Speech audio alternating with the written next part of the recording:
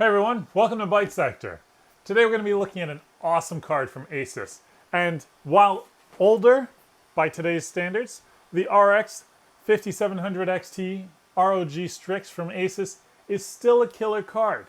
And after the break, I'm going to explain to you why it's still relevant and why you should give a crap in the, on the eve of Big Navi.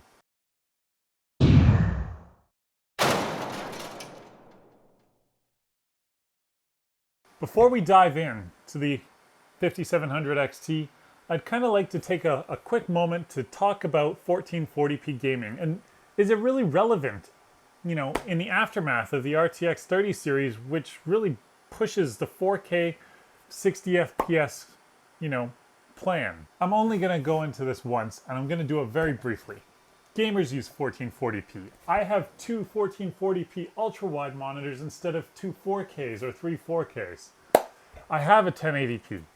I want to play my games at max details at the max resolution of my monitor. There's a big case for 1440p gaming. There's a big case for the 1440p environment, and I still don't think that it's mastered. I don't think we're ready to move on to 4K gaming at max details at, a minimum 60 FPS.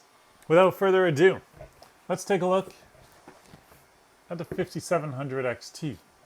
8 gigs of GDDR6, 40 compute cores, 2560 stream processors, a base clock frequency of 1605 megahertz. It boosts up to 1900. What more can I say? It's got two 8-pin power connectors to feed this beast. It has a 256-bit memory bus.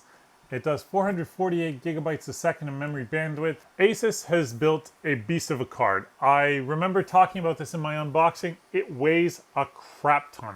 I don't even know the exact weight, and it's not even listed on Asus's website. So that should tell you something.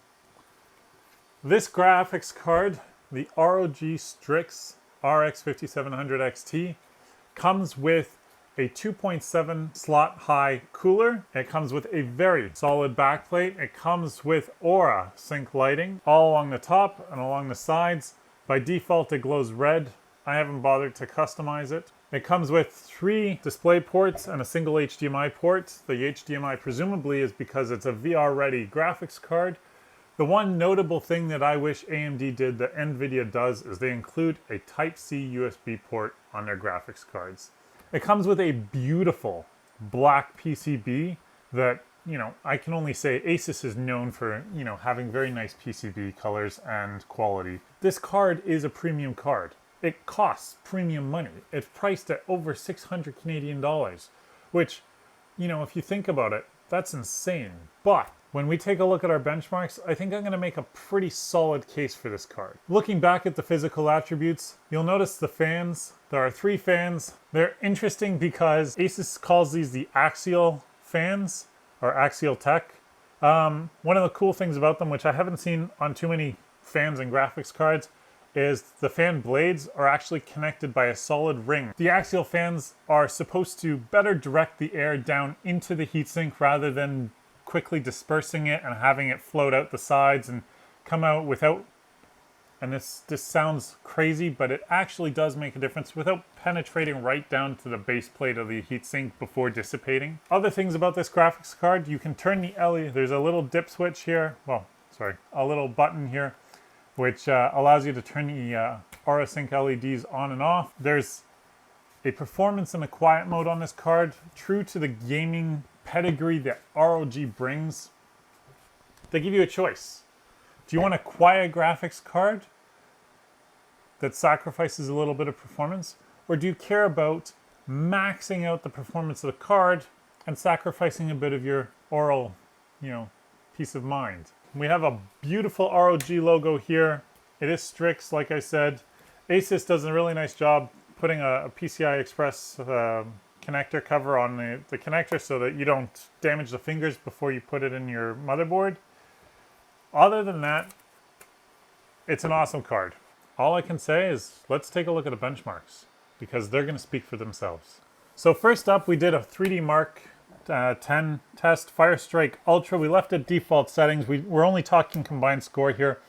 I ran the tests at 3 resolutions. We did a 1080p test, a standard, not ultra-wide 1440p test at 2560 by 1440p, and then we did a 4K benchmark. And I gotta say, it held its own across the board. Moving on to Time Spy, again, we see it obliterate the 1070 Ti. Obviously, not even a question. It came very close. I mean, 2,500 points on the 1080p test. It closed that gap to less than 900 points on the 1440p. And again, closed that gap even further down to less than 400 points on the 4K gaming benchmark on Time Spy. We did a PC Mark 10 digital content creation test. I felt that was a fair representation of some productivity testing without being too CPU bound. I mean, the CPU is the same across all the tests, so it doesn't matter. As you see here, the 5700 XT really didn't edge itself ahead of the 1070 Ti as far as I'd like. It's only about 400 points ahead, while it sits a good 740 points behind a 2080. Moving up to Shadow of the Tomb Raider. We ran this highest quality settings without customizing, no custom, just the highest setting. At 1080p, you can see very clearly the 1070 Ti struggles mightily, 99% usage on the GPU, whereas the RTX 2080 comes in at an average FPS of 119, and the 5700 XT from Asus comes in at 118 FPS at 1440p. And this is where, you know, everything sticks, you know, pegs to the wall pretty much. We see the RTX 2080 hitting 93 FPS average using 99% of its GPU. The 5700 XT puts up a respectable 80 FPS at the highest setting at 1440p, but it's using 100% GPU. You jump to 4K, 50 FPS on the RTX, 41 on the 5700 XT. That's a 9 FPS difference. That's very respectable. Moving over to Deus Ex Mankind Divided, moving up to 1440p, we have a tiny difference. We're looking at 1.6 FPS difference, 69.6 FPS for the 5700 XT, 88.2 was the highest it hit. You go up to 4K, and again, we're looking at 36.5 FPS from this 1440p gaming graphics card. It's falling a tiny bit, 2.9 frames per second behind an RTX 2080, which is supposed to thrive at those 4K levels. Our last benchmark was an interesting one. I went with Unigine Superposition benchmark because it does a lot of lighting effects, surfaces, rendering. I wanted to test this out, and I think it's a very useful benchmark. You can see here at the 1080p extreme test, the RX 5700 XT puts up a respectable 5188. Moving up, there's no 1440p benchmark in Unigine. There's 4K and 8K, and we did these tests kind of to see just how far we could push these cards. The 4K optimized test, the 5700 XT spat out just shy of 7400 as a score, which is very respectable considering an RTX 2080, which should shine at this, really, you know, came in just under 8800. Moving up to 8K optimized, I mean, it's just an 8K render, it's optimized settings, it's DirectX. We walk in at 3046 on the RX 5700 XT, and that compares to a 3747 score from an RTX card. That gap closed. What do I think of an ROG Strix RX 5700 XT? Well, keeping in mind that we're going to start to see RX 6000 GPUs get announced in 2 weeks, probably get released sometime in advance of Black Friday, but don't hold me to those numbers. I view this card with a cautious optimism. At $600 Canadian, 630 I think, it's still reasonably priced for the performance you're getting. I think you're going to see this card get priced out of the market because of the new GPUs and a desire to compete with NVIDIA at some aggressive price points. But that isn't to say this card isn't bad. This card is amazing. I was beyond impressed with the performance. I expected it to shine at 1440. I expected it to crumble at 4K. And it did exactly the opposite. I mean, that isn't to say it didn't shine at 1440, but it didn't crumble at all at 4K. In fact, I found that in most of the benchmarks, at 4K, the gap between an RTX 2080 and an RX 5700 XT closed. There was a bigger gap at 1440p, a bigger gap at 1080p than there was at 4K. I've been an NVIDIA fan for a very, very long time. The last AMD GPU that I really bought into was the Radeon X1900 XT.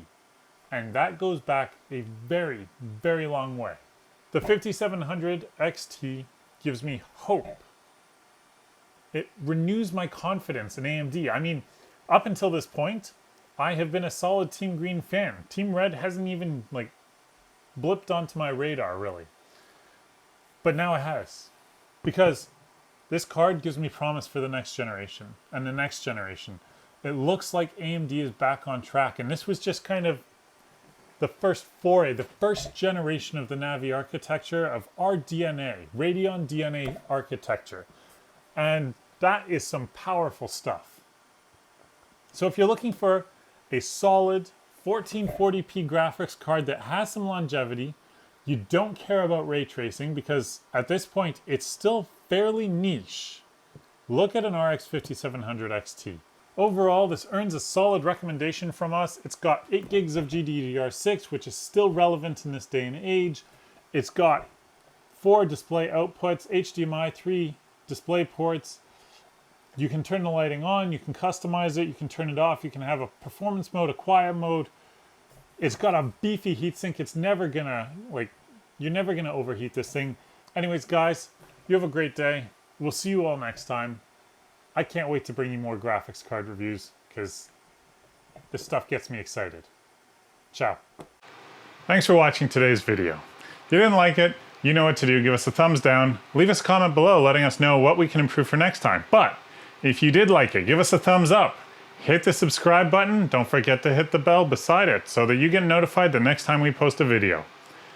Don't forget to follow us on social media. We're on Twitter, Facebook, and LinkedIn.